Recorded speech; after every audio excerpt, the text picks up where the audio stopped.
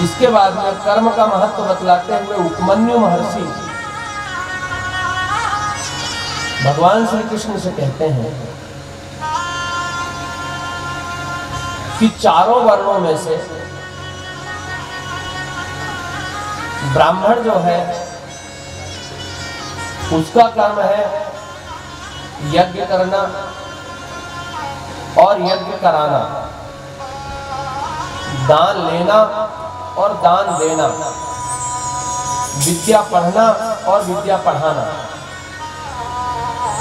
यदि इन कर्मों को ब्राह्मण नहीं कर पाता तो वह कृषि कर सकता है अर्थात खेती भी कर सकता है और देश की रक्षा के लिए सेना में भर्ती हो सकता है। यह ब्राह्मणों का कर्म बतलाया गया है। इसी प्रकार क्षत्रियों का कर्म बतलाया गया है कि क्षत्रियों को अपने राज्य की रक्षा के लिए सकाम यज्ञ करना, सकाम धन का अर्जन करना और अपनी प्रजा का संपूर्ण विधि से रक्षा करना, अपने से पूज्य ब्राह्मणों का सम्मान करना, अपने से वर्ण में छोटे वैश्य शूद्र आदि का भाइयों की तरह छोटे भाइयों की तरह रक्षा करना, यह क्षत्रियों का कार्य है। क्षत्रिय भी रक्षा कार्य में नियुक्त हो सकते हैं। देश की रक्षा या राष्ट्र की रक्षा के लिए सेना में भी जा सकते हैं। वैश्यों को व्यापार करके या खेती करके या पशुपालन करके धन का अर्जन करना चाहिए। यह कर्म ना करने पर वह भी सेना में भर्ती हो सकते हैं और ऊपर के दो वर्णों की सेवा उनके घर में नौकरी भी कर सकते हैं। शूद्रों को त्रय वर्ण की सेवा, देश की रक्षा आदि कर्म या खेती भी कर सकते हैं। यह कर्म चारों वर्णों के लिए बतलाया गया है। अपने अपने वर्णों का कर्म करने से व्यक्ति ईश्वर की प्राप्ति सहज रूप में कर लेता है। यह कर्म व्यवस्था है।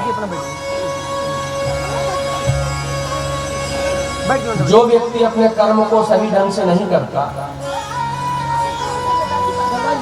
तो उसे फिर से अपने कर्म का संपादन श्रेष्ठ ढंग से करने के लिए मनुष्य योनि, कई योनियों के बाद मनुष्य योनि प्राप्त होती है। जब यह मनुष्य गर्भ अपनी माता के गर्भ में रहता है उस समय इसे पूरा ज्ञान रहता है कि मुझे क्या कर्म करना है आगे जन्म लेने के बाद। लेकिन जब अपनी माँ के उदर में बढ़ता हुआ यह 9 महीने का हो जाता है और 10वां महीना लगता है, भगवान से प्रार्थना करता है कि प्रभु अब तो मुझे गर्भ के कष्ट से छुटकारा दिलाइए, मुझे अपनी माँ के पेट से बाहर निकालिए, मैं इस जन्म में ऐसा कर्म करूंगा, आपकी भक्ति इस प्रकार करूंगा कि मैं आपको ही प्राप्त करूंगा।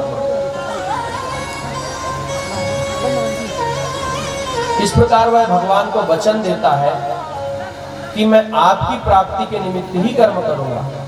लेकिन इस जगत में आकर के वह माया मोह में लिप्त हो जाता है और भगवान के दिए हुए वचन को भूल जाता है और सांसारिक कर्म में प्रवृत्त होकर के अपने धर्म को भूल करके कर्म करता है, जिससे उसका बार बार जन्म और बार बार मरण होता रहता है। इसे ही कहते हैं भव सागर, बार बार जन्म लेना, बार बार मरना।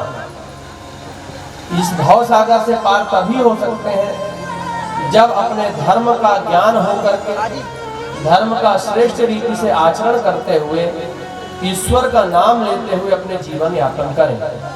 इस प्रकार जो व्यक्ति कर्म करता है इस लोक के समस्त सुख भोग करके अंत में भगवान को प्राप्त करता है। देखिए, भगवान ने हमारे पुराणों में कर्म व्यवस्था सही ढंग से बताई है। जिन्हें उसका ज्ञान ना हो उन्हें अपने गुरुजनों से, श्रेष्ठ विद्वान जनों से पूछ करके कर्म करना चाहिए, क्योंकि श्रेष्ठ कर्म का नाम ही धर्म है। श्रेष्ठ कर्म करना ही ईश्वर की प्राप्ति कराने वाला है। जिन लोगों को कर्म का ज्ञान नहीं है या फिर कर्म से विमुख हुए हैं या फिर कर्म में उनसे गलती हुई है तो भगवान नाम का आसरा लेकर के उस कर्म दोष से जनित पाप का नाश करके भगवान को प्राप्त कर सकते हैं। भगवान ही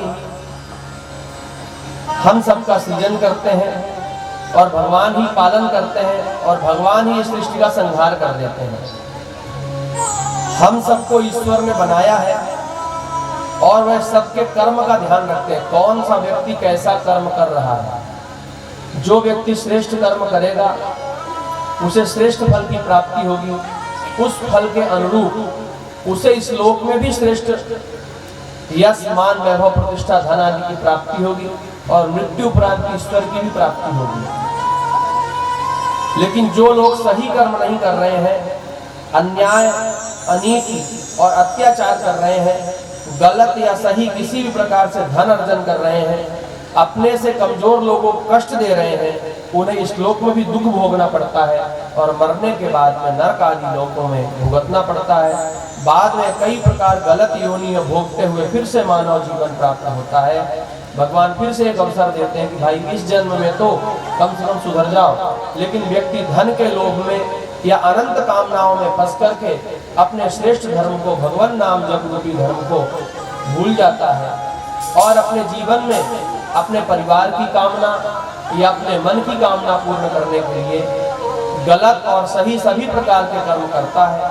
गलत और सही कर्म में विभाग नहीं कर पाता, अंतर नहीं कर पाता और माया और मोह में लिप्त होने के कारण गलत और सही दोनों प्रकार के कर्म को करता है, जिस अज्ञान के कारण उसे बार बार जन्म लेना पड़ता है और बार बार मरना पड़ता है। देखिए, इस सृष्टि की रचने करने वाला ईश्वर है, परब्रह्म परमात्मा है। जो जैसा कर्म करता है उसको वैसा फल की प्राप्ति होती ही है। यदि आपने आम का पेड़ लगाया है तो आम का फल मिलेगा, बबूल का लगाया तो बबूल में कांटे ही मिलेंगे। गलत कर्म यदि आपने किया है, किसी को भी धोखा दिया है, किसी का भी अपमान किया है, किसी को दुख दिया है, कष्ट दिया है, तो यह समझ लीजिए कि आपको भी अपने जीवन में कहीं न कहीं दुख, कष्ट, तकलीफ, रोग, दोष आदि के रूप में या पारिवारिक कष्ट के रूप में या मानसिक तनाव के रूप में प्राप्त होगा और मरने के बाद भी आपको मुक्ति नहीं मिलेगी। आपको फिर से जन्म लेना होगा अपने कर्म को सुधारने के लिए। यह अनवरत तब तक चलता रहेगा जब तक आप श्रेष्ठ कर्म नहीं करेंगे, तब तक ईश्वर की प्राप्ति कभी भी नहीं हो सकती।